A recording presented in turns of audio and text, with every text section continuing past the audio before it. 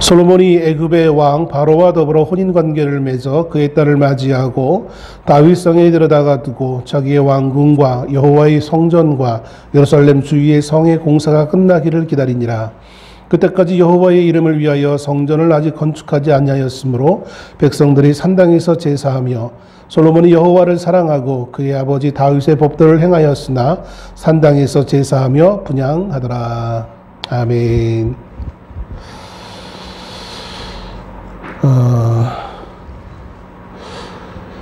기도 가운데서도 고백되어졌지만 2024년도 이제 마지막 주일 예배를 드립니다. 말씀 전하기에 앞서 오늘 좀 안타까운 소식을 제가 이렇게 접하게 되어서 기사 가운데 접하게 되어졌습니다. 전라도 무안인가요? 공항에서 제주항공 소속 비행기가 착륙을 하다가 사고가 나서 완전히 추락을 한 것 같더라고요. 그래서 많은 분들이 181명이 탑승한 비행기였는데 상당히 많은 분들이 그만 목숨을 잃게 되어지는 그런 대형 사고가 일어난 것을 봅니다. 참 안타까운 상황인데 몇 분이나 살아남을지 모르겠어요. 근데 대형 사고인 것 같아서 제가 마지막 기사를 본 거는 비행기 후미에 있었던 분들 가운데 2분 정도가 구조됐다라는 기사만 봤어요. 아마 거기가 제일 안전했던 지역인 것 같아요. 참 안타까운 일이고 또 혹여라도 그런 분이 없겠지만 주일날 예배를 안 드리고 놀러 갔다 오다가 사고를 당했다느니 뭐 이런 예전 80년대식 그 사고를 하시는 목사님들이 없기를 참 바람하지 않는 그런 상황인 것을 봅니다. 예전에 참 그렇게 말씀하시는 분들이 참 많았어요. 남의 불행을, 사고를 너무나 율법적으로 해석을 하기도 하고 참 공감하지 못하는 부분들이 참 많은 것을 보게 되었습니다.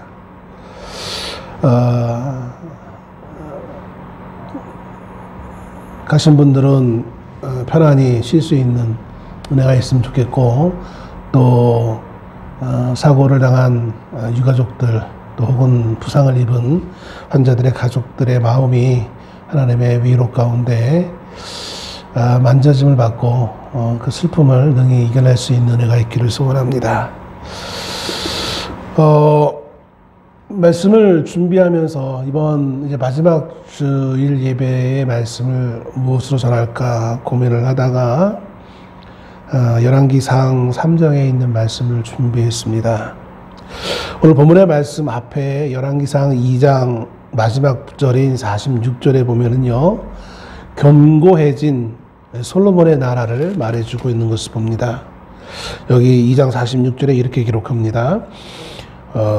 여호야다의 아들 분하야에게 명령하며 그가 나가서 시므이를 치니 그가 죽은지라 이에 나라가 솔로몬의 손에 견고하여지니라. 솔로몬의 원수를 죽였기에 나라가 견고해졌다라는 말씀의 내용이 기록되어지고 그리고 나서 3장에서 솔로몬이 또 다른 내용들에 관한 기사를 기록해주고 있는 것을 보게 되어집니다. 물론 그 앞에 46절뿐만 아니라 좀 더 앞에인 열왕기상 2장 12절에도 솔로몬이 그의 아버지 다윗 왕 위에 앉으니 그의 나라가 심히 견고하니라 라는 말씀이 반복적으로 기록되어져 있는 것을 봅니다.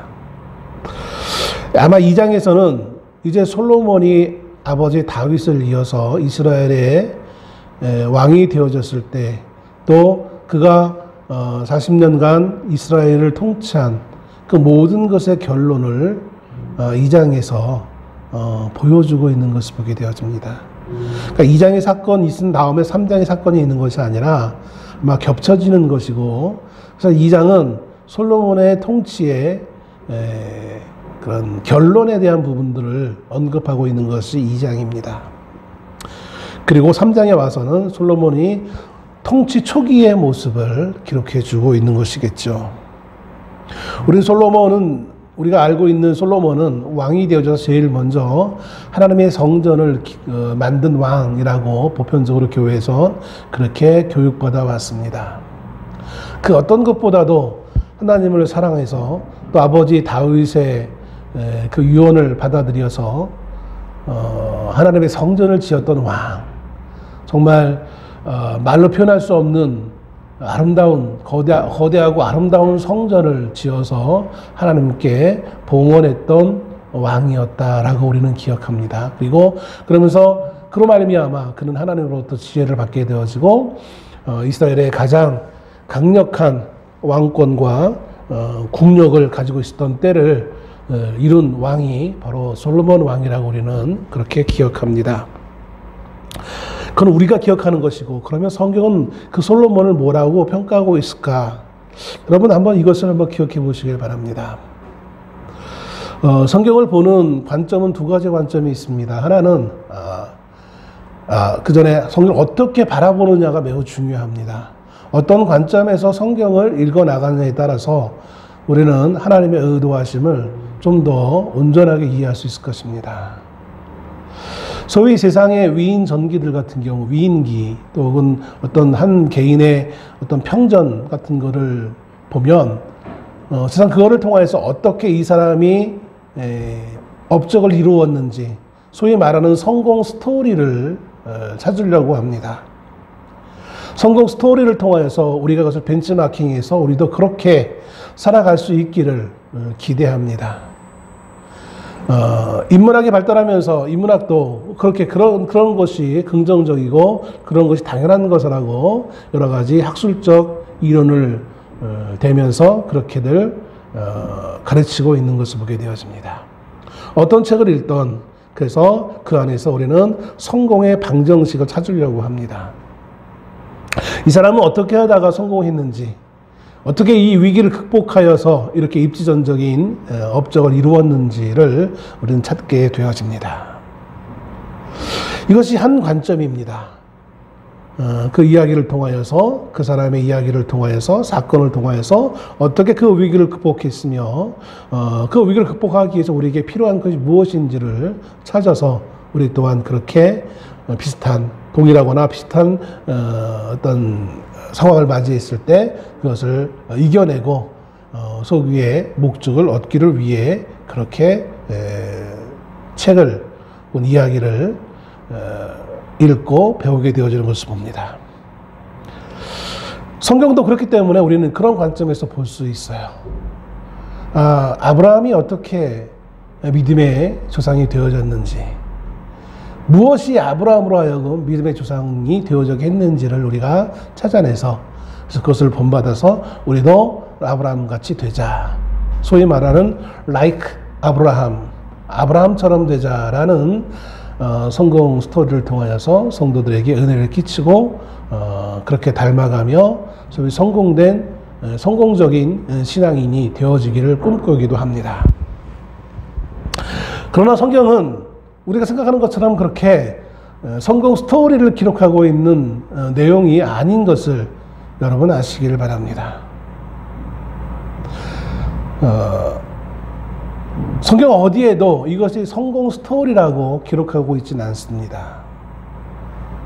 특별히 구약 같은 경우는 우리가 성경을 한마디로 요약하면 성경이 무엇을 얘기하고 있는가? 성경은 예수 그리스도를 말하는 것입니다. 그 큰 대주제 가운데 구약은 그 예수 그리스도가 오시기 전에 오시게 되어질 그 예수 그리스도에 대해서 예고하는 것이 구약 성경입니다. 반면에 신약 성경은 그 오신 예수 그리스도에 대해서 말하고 있는 것이 신약 성경입니다. 누구나 이것은 아마 조금 신앙생활만 조금이라도 하신 분이라면 뭐 제자 훈련이나 아니면 기초 성도 뭐 교육 등을 통해서 한두 번쯤 들어봤을 줄로 압니다. 이것이 주제라고 알면서도 우리는 그러면 그것이 주제이면 그것을 기점으로 해서 그것을 근거로 해서 성경을 볼 수 있어야 되는 거예요. 예수 그리스도가 주제라고 하면서 우리는 예수 그리스도를 발견하는 것이 아니라 다른 것들을 그 안에서 찾으려고 하고 있다는 것이죠. 구약이 오실 자, 메시아이신 예수 그리스도를 말한다는 것은 왜 예수 그리스도가 와야만 하는지를 설명하고 있는 것이 구약의 내용이라는 겁니다. 즉 어느 누구도 예수 그리스도 없이 성공할 수 없다라는 결론을 내리기 위해서 구약 성경이 그 이야기 스토리들이 기록되어지고 있는 거예요. 하나님이 수많은 믿음의 사람들을 세워서 믿음으로 그들을 이끄시기 원하셨지만 물론 개별적으로 어느 정도 소기에 성공한 사람도 없지 않아 있기는 하겠죠. 그러나 궁극적으로는 그들을 통하여서는 인류를, 인생을 구원할 수 없다. 결국 실패했다라는 사실을 우리에게 보여주기 위해 성경은 기록하고 있는 것입니다. 그렇다면 오늘 우리가 열왕기서도 마찬가지예요. 제가 어저께 모든 이제 설교 다 마치고 밤에 이제 잠을 자려고 하다가 다시 고민이 됐어요. 이걸 설교를 이렇게 하는 게 맞을까라고 해서 부랴부랴 다시 또 그 핸드폰을 꺼내서 검색을 또 했어요. 여러 강의 주석들을, 내용들을 쭉 몇 가지를 또 이렇게 찾아봤어요. 대부분이 아니라 거의 모든 예외 없이 모든 주석서들이 한 가지의 방향으로 주석을 해 나가고 있는 것을 보게 되어집니다. 소위 말하는 성공 스토리예요. 솔로몬은 성공한 왕으로 우리는 기록합니다. 그러나 제가 말씀을 통해서 본 솔로몬은 성공한 왕이 아니라 실패한 왕이었습니다. 이렇게 주장하면 뭐 조그만 교회 목사가 무슨 아는 게 있다라고 이렇게 비난할지 모르겠어요. 그런데 공교롭게도 저와 같은 생각을 가지고 있는 분들이 간혹가다 계시더라고요. 그것도 유명한 목사님들. 그래서 그나마 제가 위안을 얻기도 합니다. 3장은 열왕기상 3장은 솔로몬 왕의 초기의 모습을 이야기합니다. 많은 분들이 솔로몬을 언급하면서 솔로몬은 처음에는 믿음으로 정말 순종했던 왕이었어. 그래서 성전도 짓고 지혜로운, 우리가 아는 솔로몬의 지혜로운 재판이라는 것을 우리가 압니다. 그런 재판도 했었고 하나님의 지혜를 주셔서 놀라운 그 지혜로 나라를 다스린 왕이야. 그래서 그 결과가 어떤 것인지 쭉 말들을 합니다. 솔로몬은 얼마나 위대한 나라를 만들었는지, 그 나라는 은이 그 돌같이 많아가지고 은은 셀 필요도 없었고 모든 것이 금으로 해결되어지던 그런 부자 나라, 무역이 발달하고 군사력이 강했고 그런 식으로들 많이들 이제 정의를 내리고 있는 것을 봅니다. 그러나 말년에 나이가 들어서 조금 삐끗해서 불신앙적인 모습을 보였을 뿐이야 라고 이렇게 해석을 하는, 대부분이 그렇게 해석을 합니다. 그러나 성경을 쭉 읽다 보면 보이지 않는 곳에서 하나님께서 숨겨진 내용들을 이렇게 차곡차곡 쌓아놓고 있는 것을 보게 되었습니다. 우리가 생각하는 것처럼 그렇게 솔로몬은 처음부터 믿음의 사람으로, 성공한 왕으로 성경은 우리에게 이렇게 밝혀 보여주고 있지 않습니다. 많은 주석가들이 이 열왕기를, 성경, 구약 성경 열왕기를 왜 기록했는지에 대해서 착각 오류를 범하고 있습니다. 멸망한 이스라엘에게 소망을 주기 위해 과거 찬란했던 다윗과 같은 혹은 솔로몬 같은 위대한 왕들의 그 업적을 보여줌을 통하여 멸망한 나라의 백성들에게, 슬픔에 처해 있는 백성들에게 위로를 해주기 위해서 이 말씀을 기록했다라고들 추석하는 경우들이 너무나 많은 것을 보게 되었습니다. 그러나 그렇지 않아요.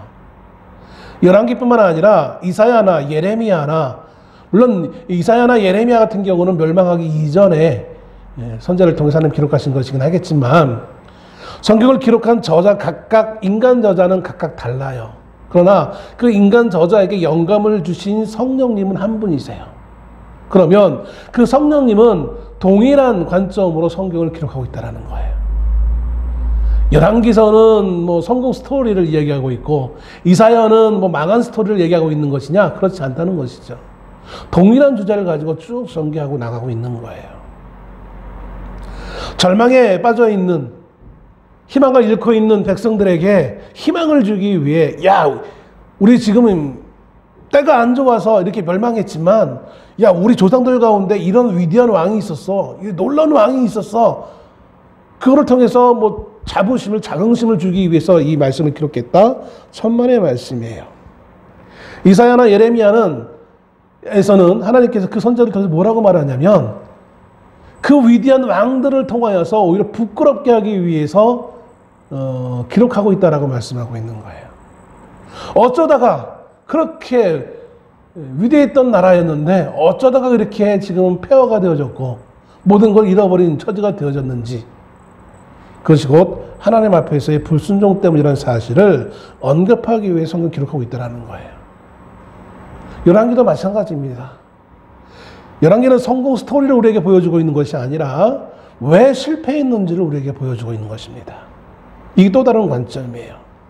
세상은 성공한 것들을 통하여서 우리에게 성공의 방식들을 가르쳐주고 있다면, 성경은 반대로 실패를 통하여서 결국 그 실패는 우리의 한계이고, 그래서 하나님의 은혜가 아니고서는 우리 인간의 성공 스토리는 나올 수 없다는 사실을 말씀해 주기 위해서 이 말씀을 기록해 주고 있다는 것입니다. 그런 관점에서 성경을 볼 수 있어야 돼요. 그래야 하나님의 은혜가 여기서 발견되어지는 거예요.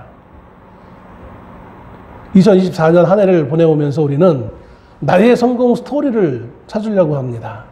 내가 이렇게 해서 성공했어. 나 스스로 그러면서 감탄하고 나에게 무언가 의미를 부여하려고 합니다. 그러나 그것은 너무나 초라한 나의 성공 스토리예요.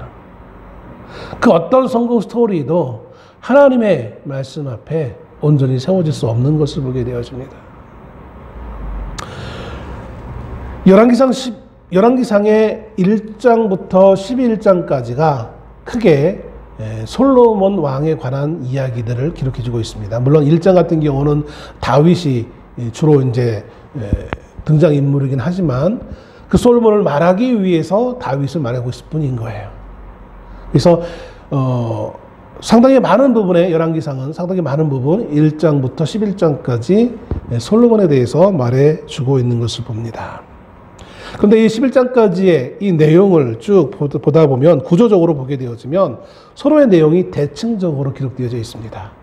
무슨 말이냐면 마치 데칼코마니나 우리가 나를 거울 앞에 비추고 놓으면 거울을 중심으로 해서 실제인 나와 거울 안에 있는 나, 똑같은 나잖아요. 한 사람이잖아요. 이렇게 대칭적으로 보여주면서 뭔가를 이야기하는 것처럼 성경도 이렇게 대칭적으로 우리에게 말씀해주고 있는 부분이 참 많은 것을 봅니다. 그런데 이 솔로몬의 이야기에서는 그 대칭의 중심이 어디냐면 6장이에요. 6장에 어떤 스토리가 기록되어 있느냐면 하나님의 성전을 짓는 모습이에요. 그러니까 성전을 놓고 이쪽과 저쪽으로 대칭적으로 우리에게 성경은 솔로몬에 관해서 교훈하고 있는 것을 봅니다. 1장과 2장에서 솔로몬이 자신의 정적들, 자신의 원수들, 자신의 왕의 위치를 위협할 만한 그 사람들을 제거하는 모습을 보입니다. 좀 전에 처음에 말씀드렸던 것처럼 그들을 제거하면서 솔로몬의 나라가 굳건해지는 것처럼 성경은 언급하고 있는 것을 봅니다. 그런데 1장, 2장에서 이렇게 솔로몬이 자신의 원수들을 제거하는 모습을 볼 수 있다면 그 반대편에 있는 거울 반대편에 있는 11장에서는 어떤 사건이 기록되어지냐면 하나님께서 솔로몬의 원수가 앞에서는 솔로몬이 자신의 원수를 자신이 직접 제거해 나갔다면 반대편인 11장에서는 하나님께서 그 솔로몬의 대적, 예를 든다면 하닷이나 여로보암 같은 사람들을 일으키시는 것을 보게 되었습니다. 이 말을 극단적으로 표현한다면 어떻게 이야기할 수 있냐면 솔로몬은 죽어라 하고 자신의 원수를 죽이면서 자신의 나라를 굳건하게 세워나가고 있어요.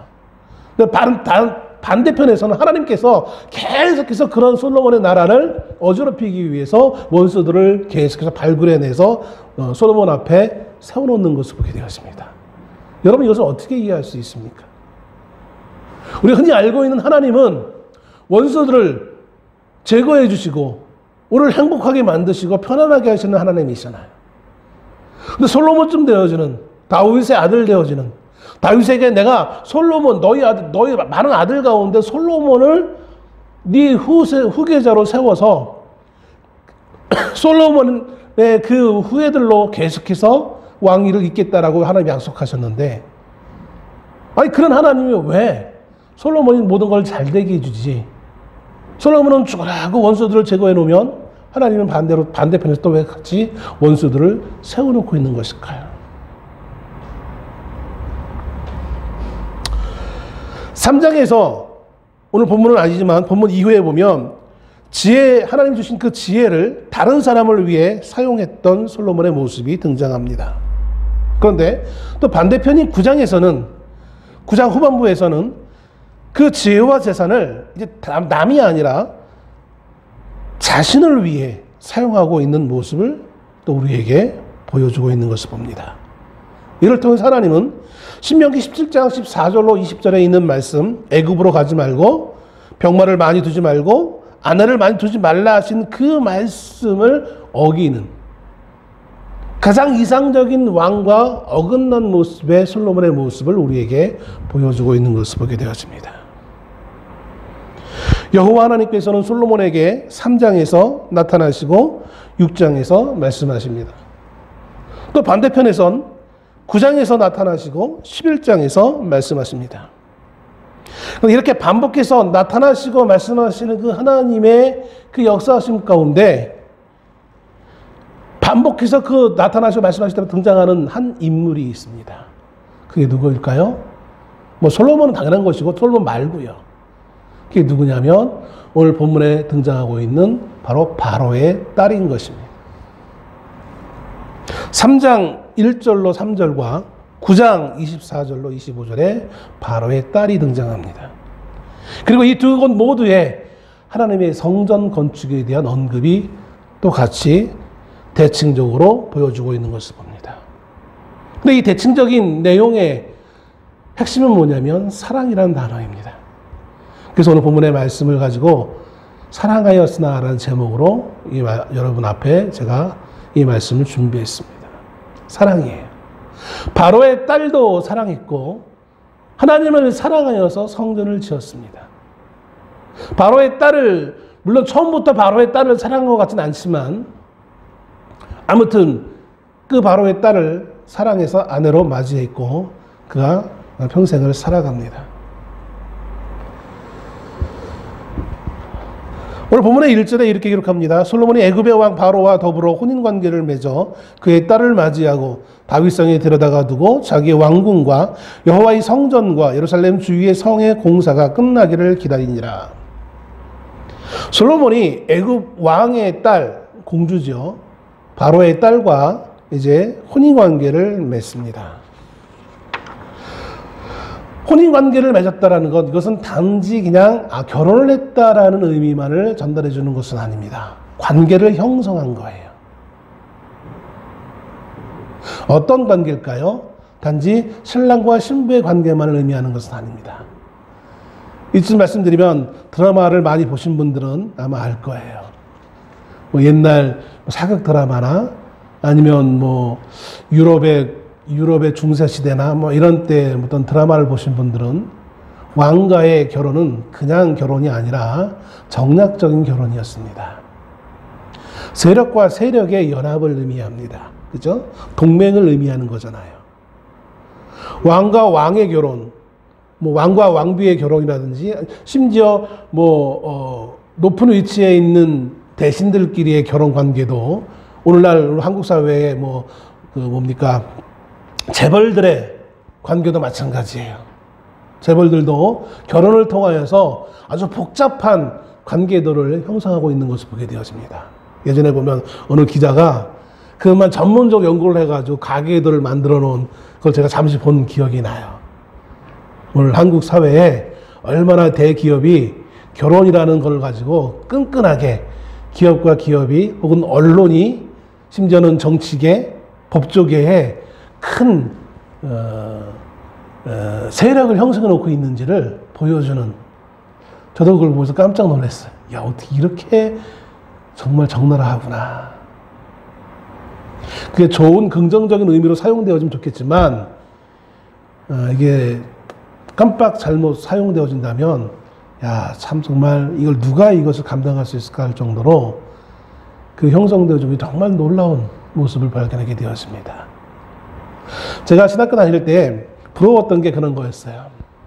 공부하다 보면 이제 교수님들이 얘기하다가 혹은 뭐 외부에서 강사가 와서 지나다니다가 어느 한 학생을 보면 누구누구 목사님 아들이지 그러면서 막 이렇게 인정해주고 해주는 걸 보면 야, 좋겠다. 마치 그 전에는 이제 청년 때, 학생 때 교회에 있다 보면 뭐 어느 권사님 아들 혹은 목사님 아들, 딸 그럼 권사님 주위 이제 집사님 권사님들이 그 친구들을 많이 챙겨주잖아요. 저는 혼자 교회를 다녔으니까 그냥 외톨이였죠. 그런 것처럼 또 그런 모습들을 보면 좀 어떤 때는 부럽기도 하고 좋겠다라는 생각을 든 적도 있어요. 솔로몬이 애굽 바로의 왕의 딸과 결혼을 했습니다. 그러나 이것은 단지 흔히 말하는 제가 방금 말씀드렸던 것처럼 이 애굽과 이스라엘이 동맹을 맺었구나 이것을 보여주기 위해서 하나님이 이 말씀을 기록해 주고 있는 것은 아닙니다. 오늘날 관점에서 본다면 국가 간의 외교로만 본다면 이건 대단히 참 합리적이고 좋은 어떤 내용일 수도 있을 것입니다. 특별히 성공 스토리로 이 성경을 이해하는 모든 주석가나 목사님들은 애굽이 공주를 이스라엘의 왕에게 배우자로 줄 정도라면 누가 갑이고 누가 을인지 정확하다라는 거예요. 누가 갑이겠습니까? 애굽이 아니라 이스라엘이 갑이라는 거예요. 이스라엘의 역사상 갑인 적이 많지 않아요. 아니 거의 없어요. 항상 이스라엘은 외부 세력의 침략을 당해왔던 그리고 조공을 바쳤던 민족이지 누군가로부터 대접받았던 외부 세력으로부터 대접받았던 적이 없어요. 다윗의 말기라든지 이 솔로몬 때가 유일합니다. 그 강한 애굽이 자기의 왕의 딸을 타국의 배우자로 줄 정도라면 애굽도 이제 한물 가고 이제 새롭게 떠오르는 이스라엘이다. 그런 관점에서 이 성경을 모두 다 해석하고 있는 것을 보게 되었습니다. 그러면서 참 잘했다라고 언급하고 있는 거예요. 그러나 성경은 그 관점에서 이 말씀을 기록해주고 있는 것은 아닙니다. 이미 앞에서 신명기에서 하나님이 너희가 가나안 땅에 들어가면 너희가 반드시 하지 말아야 될 것이 있어 라고 하면서 하나님이 모세를 통해서 들려줬던 말씀이 있어요. 그 말씀에서 정확하게 벗어난 내용이 오늘 본문의 말씀인 거예요. 하지 말아야 될 것을 굳이 왕이 아니라 일반 백성들조차도 하지 말아야 될 것을 왕이 하고 있는 거예요. 아니, 왕 정도면 한 나라를 통치해야 되는데 예외가 되는 것이 맞지 않겠습니까? 세상적 외교에서는 맞아요. 그러나 성경은 독특한 이스라엘이에요. 독특한 재정 일치의 사회를 명령하셨던 그 유일한 이 땅의 유일한 하나님의 나라로서 세운 이스라엘에 관련되어지는 말씀을 기록해주고 있는 것이 구약 성경이에요. 그러면 이스라엘이라는 나라는 세상의 수많은 나라와 같은 동일한 선상에 있는 나라가 아니라 세상의 모든 나라와는 구별된 어떻게 보면 독특하고 독선적이기도 하고 말도 안 되는 그런 나라일 수밖에 없는 거예요. 처음부터 그래서 하나님이 신명기에서 너희가 가나안에 들어가면 전제하면서 물론 그 전제는 하나님이 하실 테니까 당연한 것의 전제이긴 하지만 너희가 해야 될 또 하지 말아야 될 것을 분명히 언급하시고 있는 것이죠.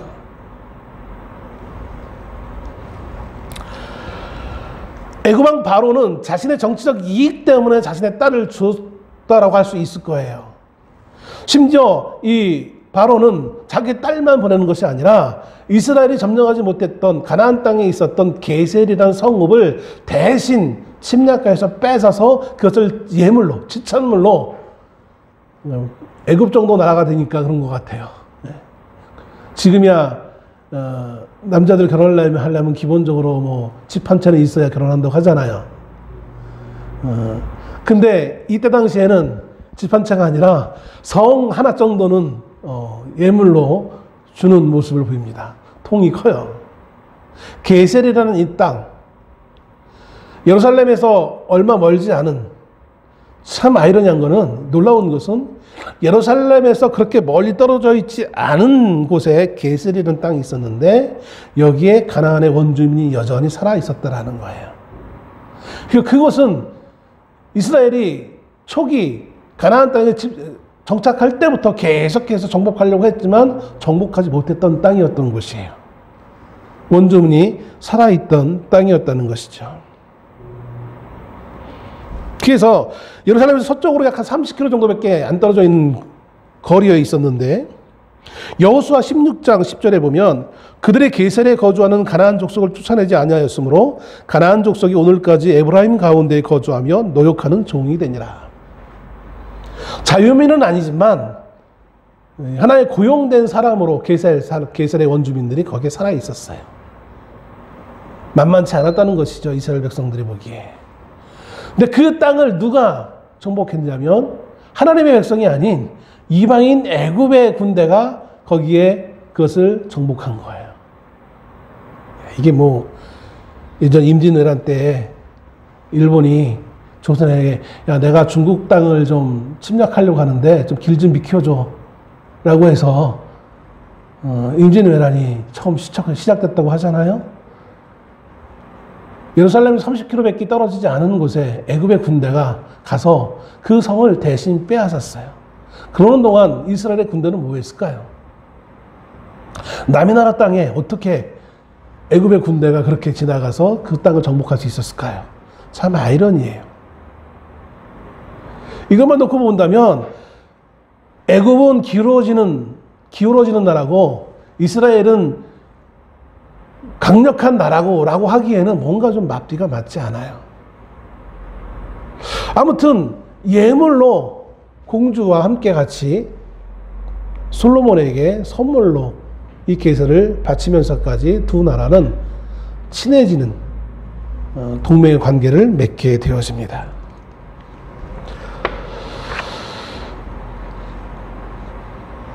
결국은 이 가나안의 정복을 누구에게 의지한 겁니까? 하나님이 아니라 애굽 군대에 의지하게 되어진 결과가 되어지는 거예요. 이스라엘이 내가 해야 될 것을 남의 나라 군대가 대신 해준 거예요. 하나님은 늘상 기본적으로 구약의 스토리 가운데 기본적인 몇몇 사항들이 있는데 그 중에 한 가지가 뭐냐면 너희는 애굽을 의지하지 말라는 거예요. 출애굽 때부터 계속해서 하나님이 언급한 것은 아니 창세기에도 그것이 그림자 숨겨져 있는 내용으로 남겨져 있어요. 애굽 아브라함이 처음에 가나안 땅에 들어왔을 때 기근을 참지 못하고 애굽으로 내려갔을 때라든지 그걸 다 숨겨서 하나님은 거기다가 배치해 놓는 거예요. 애굽을 의지하지 말고 애굽으로 내려가지 말아라.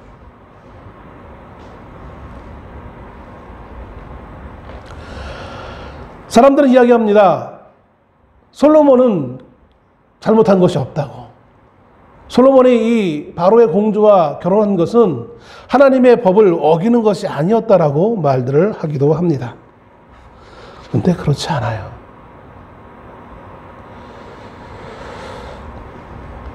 소위 앞에서 말씀드렸듯이 솔로몬 초기에는 정체를 잘했지만 하나님 말씀에 잘 순종했지만 후기에 이방 여인들과 결혼하면서부터 좀 뭔가 망가진 거야 라고 말들을 합니다. 그러면서 그 이유를 대는 것이 무엇이냐면 열왕기상 11장에 있는 말씀을 가지고 이야기를 합니다. 열왕기상 11장 1절에 이렇게 기록합니다. 솔로몬 왕이 바로의 딸 외에 이방의 많은 여인을 사랑하였으니 곧 모압과 암몬과 에돔과 시돈과 헷 여인이라. 봐라. 바로의 딸에 대해서 하나님이 언급하지 않으셔. 그 외에 다른 여인도 사랑하는 것을 가지고 이방 여인과 결혼하는 것을 문제시하는 것이지 바로의 딸과 결혼하는 것을 문제시하지 않는 것이다 라고 말을 해요. 문맥이 어떻게 그렇게 해석하시는지 모르겠어요. 바로의 딸 외에 이방의 여인을, 많은 여인을 사랑하였으니, 여기에는 물론 바로의 딸만 사랑하면 좋겠지만 이방 여인도 사랑했어 라는 그런 언급이 아니라 모든 여인을 다 사랑한 것에 대해서 언급하고 있는 거예요. 근데 그 모든 여인이 공교롭게 어느 나라 여인들입니까? 다 이방 여인이었어요. 모압과 암몬 헷 여인만이 아니라 사실은 애굽의 여인도 포함되어지는 거예요. 왜냐하면 애굽 여인도, 애굽의 바로의 공주도 그가 무엇을 섬겼기 때문에요? 우상을 섬겼어요. 이방 신을 섬겼었어요. 솔로몬이 바로의 딸을 위해서 궁전을 건축하는데 궁전만 건축하고 끝났겠습니까? 흔히들 지금 대한민국의 현실에 대통령이 왜 계엄을 내렸을까? 합리적 이유를 찾을 수 없으니까 아마 부인 때문이지 않았을까? 이렇게 말들 해요. 추측을 해요. 대부분들이.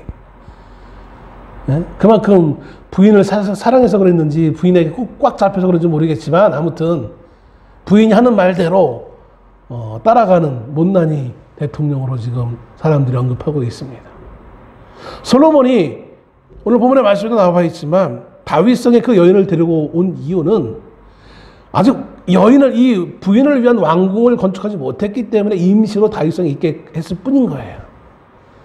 그럼 나중에 보면 바로의 딸을 위해서 왕궁을 건축하게 하고, 그럼 그 왕궁에서 이 바로의 딸이 유대 전승에 의하면 이 바로의 딸이 유대교로 개종했다라고 말을 하지만 그냥 전승일 뿐인 것이고, 평생을 우상을 섬기던 여인이 와서 나 하나님 섬겨야지 이렇게 쉽게 말을 했을까요? 그가 늘 하던 습관이 있는데 애굽에서 섬기던 그 신들을 처음 시집 와서 섬기지 않았을까요?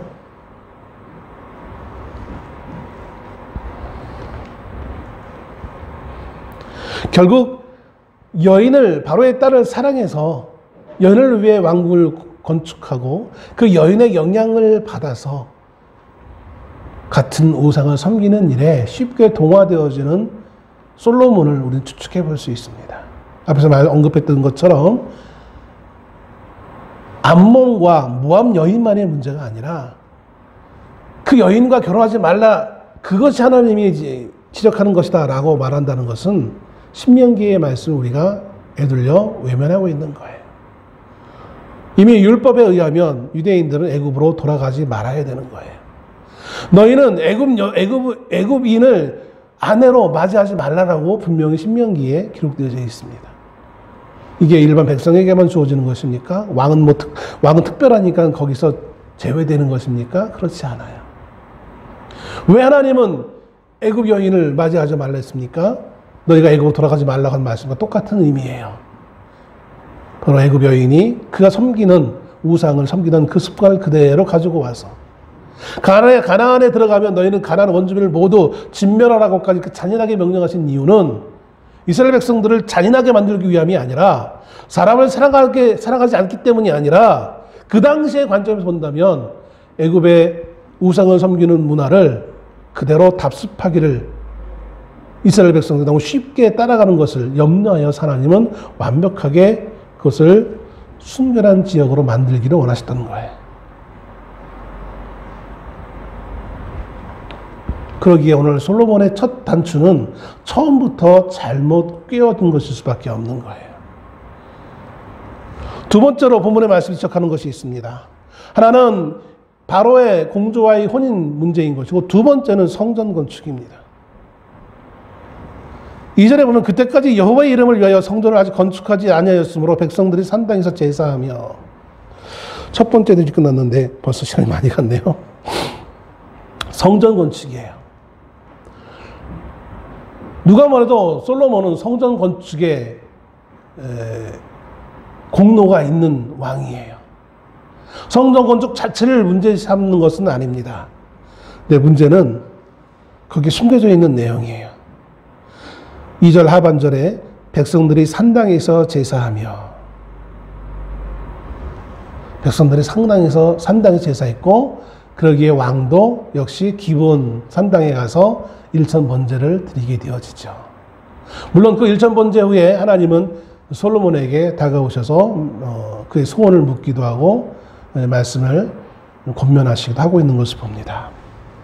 왜 산당이 문제일까요? 사람들은 말합니다. 대부분의 추석가들은 말합니다. 성전이 없으니까 하나님을 예배하기 위해 당연히 산당에서 제사 드리는 게 뭐 문제냐라고 말들을 해요.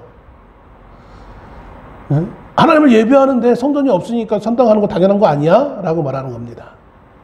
근데 산당이라는 것을 우리가 너무나 가볍게 생각합니다. 산당이라는 건 뭐냐면 원래 가나안의 원주민들이 그들이 자신들이 섬기는 우상들을 섬기기 위해 구별하여서 만들어 놓았던 곳이 바로 산당이에요. 그곳에서 자신들이 섬기는 신을 섬기던 그런 곳이었어요. 신명기 12장 2절로 3절에 이렇게 말씀합니다. 너희가 쫓아낼 민족들이 그들의 신들을 섬기는 곳은 높은 산이든지 작은 산이든지 푸른 나무 아래든지를 막론하고 그 모든 곳을 너희가 마땅히 파멸하며 그 제단을 헐며 주상을 깨트리며 아세라상을 불사르고 또 그 조각한 신상들을 찍어 그 이름을 그곳에서 멸하라. 그 산당, 가나안 원주민들이 산당이라는 걸 소위 만들어 놓고 거기서 그들의 신을 섬기던 그곳을 완전히 깨트리고 부서뜨리라고 명령합니다. 거기를 바꿔서 리모델링해서 하나님을 섬기는 곳을 만들려고 하는 말씀하시지 않아요. 여기를 철저하게 사용하지 못하도록, 다시는 사용하지 못하도록 깨트리라고 말씀하십니다.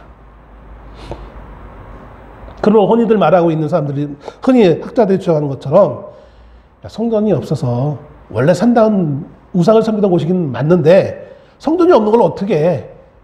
그것을 좀 리모델링해서 하나님을 섬기면 됐지. 그게 어디야? 라고 주장을 합니다. 근데 여러분 성경 어디에도 그것을 합법적으로 말하지 않아요. 끊임없이 열왕기에서는 왕들이, 남유다의 왕들이 들어설 때마다 산당을 제하지 않은 것을 끊임없이 제기하고 있어요. 문제를. 더 놀라운 것은 뭐냐면 하나님은 뭐라고 말씀하시냐면 신명기 12장 5절에 오직 너희의 하나님 여호와께서 자기의 이름을 두시려고 너희 모든 지파 중에서 택하신 곳인 그 계실 곳으로 찾아 나아가서, 철저하게 산당은 깨트릴 것을 말씀하시면서 반대로 이스라엘을 향하여서는 너희 지파는 내가 유일하게 택한 그곳으로 너희가 나오라고 말씀합니다. 불편하겠지만 내가 택한 그곳에서만 제사를 드려야 된다고 말하고 있는 거예요. 제사법에 보면 양과 소를 잡을 때 이스라엘 백성들이 늘 어디에서 잡아야 되냐면 회막문 앞에서 잡아야 되는 거였어요. 그리고 그 잡은 그 제물의 피를 제단의 사방에 뿌려야 되는 거예요. 회막이 뭡니까? 하나님의 성전을 상징하고 있죠. 그 이전에는 광야에서 모세를 통해 만드는 그 장막을 얘기하는 거예요. 그럼 솔로몬 때 성전은 없었지만 뭐는 있었을까요? 회막은 있었어요. 다윗 이전 시대도 보면 이스라엘이 사울 왕도 보면 길갈에서 제사를 드립니다. 근데 여기에 사울의 문제가 뭐냐면 사무엘이 올 때까지 기다려야 되는데 기다리지 못하고 자기 스스로 그냥 제물을 잡아서 드려요. 왜냐하면 외국 군대와 싸워야 되는데 백성들은 지금 우리는 너무 미약하고 외국 군대는 강해 보여서 불안해하는 거예요. 그럴 때 제일 좋은 게 하나님께 제사를 드리면서 백성들을 좀 힘을 북돋아야 되는데 사무엘이 안 와요. 그래서 사울이 기다리다 못해 자기가 혼자 그냥 제물을 잡아서 하나님께 드립니다. 나중에 사무엘이 도착한 다음에 그 문제를 지적합니다. 제사가 중요한 것이 아니라 하나님의 말씀대로 드려야 되는 것이 중요한 거예요. 왜 왕은 당신 멋대로 하나님이 금하시는 것을 합니까? 하나님은 당신을 버리셨습니다라고 말하고 있는 거예요. 우리는 편할 줄 몰라요. 우리 동네에 있는 산당에 가서 제사 드리면 하나님을 찾는 건데 편하지요. 예루살렘까지 굳이 제물을 가지고 가려면 얼마나 불편하겠어요. 근데 하나님은 그렇지 않다는 거예요. 왜? 이 성전은 우리를 구원하신 유일하신 메시아신 예수 그리스도를 상징하기 때문에 그리스도는 오직 한 분뿐이에요. 하나님의 성전은 하나예요. 우리가 제사를 드릴 것도 하나인 거예요. 지금이야 그리스도 예수께서 이미 죽으셔서 부활하시고 모든 대속 사역을 완성하셨기 때문에 하나님의 교회들이 곳곳마다 세워질 수 있는 신학적 근거가 있지만 구약에는 아니었어요. 성전은 하나일 수밖에 없었던 거예요. 그렇다면 솔로몬의 성전이 아직 만들어지지 않았기 때문에 산당에서 각각 자기 가까운 고을에 있는 산당에서 하나님을 제사하는 게 옳은 것이냐? 제사장도 없는데 레위인도 없는데 신약에서는 가능할지 모르겠어요. 근데 구약은 아니라는 거예요. 이미 솔로몬은 그 하나님의 말씀을 어기고 있었던 거예요. 그러면 이어지는 말씀은 뭐냐? 3절. 솔로몬이 여호와를 사랑하고 그의 아버지 다윗의 법도를 행하였으나 여호와를 사랑했잖아. 하나님을 사랑했잖아. 그래서 성전을 지었잖아. 그래서 지혜도 받았잖아. 또 아버지의 법도를 행하였잖아. 근데 여러분 이어지는 말씀. 법도를 행하였으나 산당에서 제사하며 분향하더라. 이어지는 말은 부정적인 내용입니까? 긍정적인 내용입니까? 이걸 어떻게 긍정적으로 해석하는지 모르겠어요. 많은 분들이. 행하였으나 뭔가 잘못했다는 거잖아요. 산당에서 제사하며 분향하더라. 그래요. 앞에서 처음에 언급할 때 제가 이 사랑에 대해서 말씀했습니다.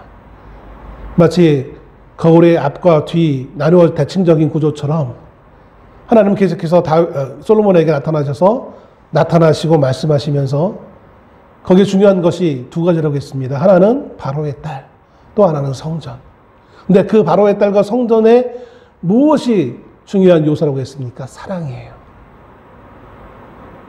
우리는 사랑하면 모든 게 끝나는 걸로 생각한단 말이에요.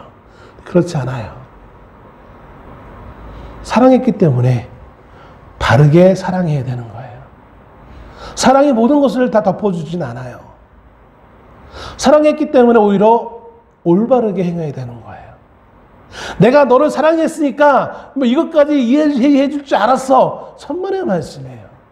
사랑하기 때문에 더 예의를 갖춰야 되는 것이고 사랑하기 때문에 더 우리는 올바르게 다가가야 되는 것이라는 것이죠. 다윗은 솔로몬에게 유언을 남기면서 네가 하나님이 약속하셔서 너가 내 뒤를 이어 왕이 되겠지만 너는 반드시 잊지 말아라.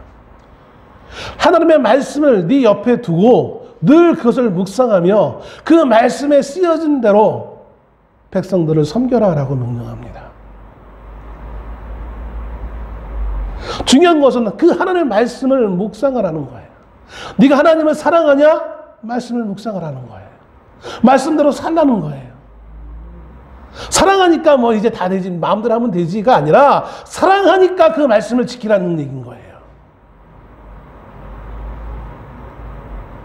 솔로몬이 하나님을 사랑한 거 좋아요. 근데 문제는 그 사랑했기에 하나님의 말씀을 가볍게 여기지 않고 그 말씀을 무겁게 여기고 그 말씀을 지켜야 되는 거예요. 그런데 사랑하니까 난 내 방식대로 사랑을 표현할래. 세상에서도 연인 사이에 내가 사랑하니까 내 방식대로 너를 사랑해 줄게 하면 연인이 그걸 좋아라 라고 무조건 받아들입니까? 아니잖아요. 내가 하나님을 사랑하면 그 사랑의 대상인 하나님이 요구하시는 바대로 우리가 살아가야 되는 거예요. 하나님이 다윗이 하나님의 성전을 처음 짓는다고 했을 때도 그 말인 이유가 뭐 신학적으로 보면 다윗이 피를 많이 흘렸기 때문이다. 뭐 틀린 말은 아니에요.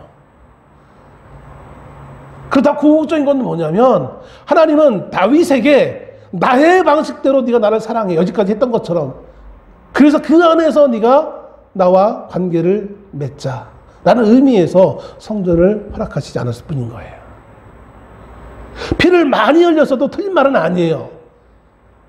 그러나 그것은 보여지는 하나의 원인일 뿐인 것이고 더 숨겨진 의미는 네가 성전을 다 만들어 놓고 안도하며 만족하며 관계가 멀어지느니 차라리 지금 나는 이렇게 화려한 궁전 안에 있는데 하나님은 저 초라한 옛날에 진 모세 때 만든 회막이니 얼마나 초라했겠어요.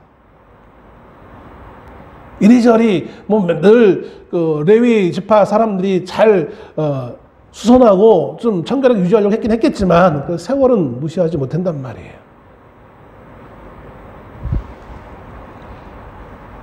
님 그 마음이 지금 좋다는 거예요. 솔로몬은 자신이 화려한 성전을 자기가 지어서 하나님께 봉헌한 것까지는 의미 있는지 모르겠지만 이제 나는 내 의무를 다 했다라는 착각 속에 빠지게 되어지는 거예요. 내가 이렇게 드렸어. 사실은 이미 하나님이 다윗을 통해서 어느 정도 준비하게 하셨어요. 오늘 본문의 가장 결정적인 문제는 뭐냐면 오늘 본문 내용은 자체는 아니지만 그 처음에 제가 읽었던 2장 46절에 있는 말씀. 누구의 나라가 견고해졌습니까? 솔로몬의 나라가 견고해졌어요. 이스라엘이라는 나라는 어느 개인의 나라가 아니에요. 하나님의 나라예요. 아브라함을 부르실 때부터 아브라함이 아니라 하나님의 아브라함이었어요. 하나님의 사람이었어요. 열국의 아비가 되어지는 거예요. 솔로몬은 기껏 자기의 정적들을 제거해 나가며 자기의 나라를 세우고 있는 거예요. 하나님이 기대하시는 것은 자기의 나라가 아니라 내가 세워놓은 내 백성을 나의 마음을 가지고 그들을 긍휼히 여기며 그들을 사랑하며 돌보지 아니하는 연약한 백성들을 하나님의 마음으로 품어서 하나님 앞에 그들을 바로 세우는 게 하는 것이 왕을 세운 목적인데, 그래서 어느 개인의 나라가 아니라 하나님의 나라를 이 땅에 세워서 모든 만국에 모든 만민들에게 하나님의 나라를 보여주는 것이 하나님의 기대하심인데, 솔로몬은 자신의 방법대로 열방의 나라들처럼 열방들의 그 통치 수단과 여러 가지 방법으로 자신의 나라만을 세우고 있다는 사실인 겁니다. 대한민국이 지금 혼란스럽습니다. 어떤 사람들은 탄핵했기 때문에 혼란이 돼요. 탄핵을 안 했기 때문에 더 혼란스럽습니다. 외신들은 다 그렇게 언급하고 있는데 우리나라 여당만 지금 아니라고 얘기하고 있어요. 대통령이 자기의 나라를 만들기 위해서 국민들을 협박하고 자기 뜻에 맞지 않다고 사법부를 겁박하는 것이 이게 정상적인 나라이겠습니까? 대통령은 자신의 대통령의 나라가 아니라 이 민족의 나라를 세워야 되는 것이 대통령의 사명이잖아요. 그걸 위반했기 때문에 탄핵하자는 거예요. 솔로몬은 하나님의 나라를 세우는 것이 아니라 자기의 나라를 굳건하게 세우기를 기대했어요. 노력했어요.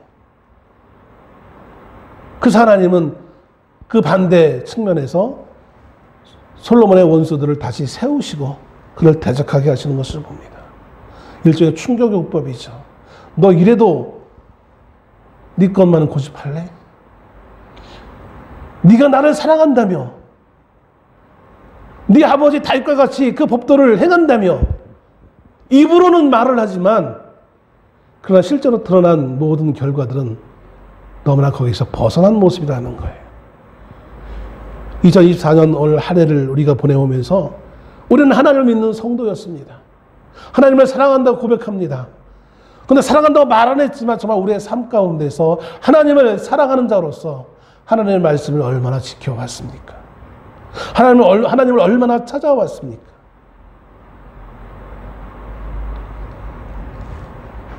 입으로만 하나님을 사랑하는 것이 아니라 입으로만 하나님을 사랑해서 사랑하였으나라는 걸로 우리가 마무리하는 것이 아니라 하나님을 사랑하였기에 하나님의 말씀에 순종하고 말씀을 따라가고 그분을 닮는,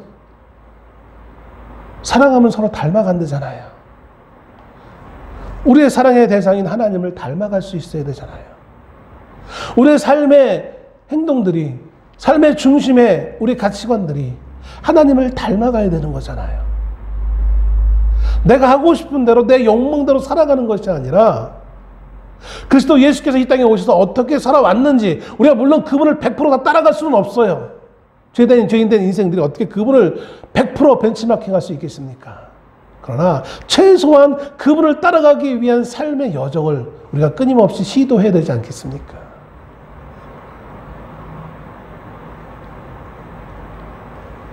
우리의 꿈은, 우리의 야망은, 우리의 욕망은 내가 잘 되어지고 뭐 이 나라가 잘 되어지는 것이 아니라 하나님의 나라, 하나님의 백성으로서 우리가 그 나라 안에서 온전하게 살아가는 거예요.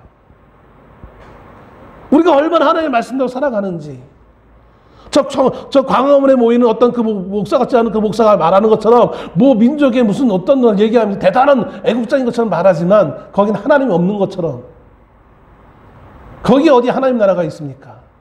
대한민국, 그들이 말하는 대한민국이 있을지 모르겠지만 5천만 대한민국의 국민들이 바라는 그런 나라는 그들 안에는 없어요. 그것처럼 오늘 우리는 하나님이 요구하시는 하나님 나라가 우리 안에 소망되어지고 있습니까? 아니면 그 나라와 상관없이 그냥 나만 잘 먹고 잘 살면 된다라는 그런 생각을 가지고 우리는 살아가고 있습니까? 이제 한 해를 마무리하면서 하나님을 사랑하였으니, 하나님을 사랑하였은 나가 아니라 하나님을 사랑하였으니 그분의 말씀을 사모하고 그분의 말씀대로 순종하는 삶을 살았노라고 인정받을 수 있는, 그렇게 힘써질 수 있는 주의 성도 될 수 있기를 주의 이름으로 축원합니다. 기도하겠습니다.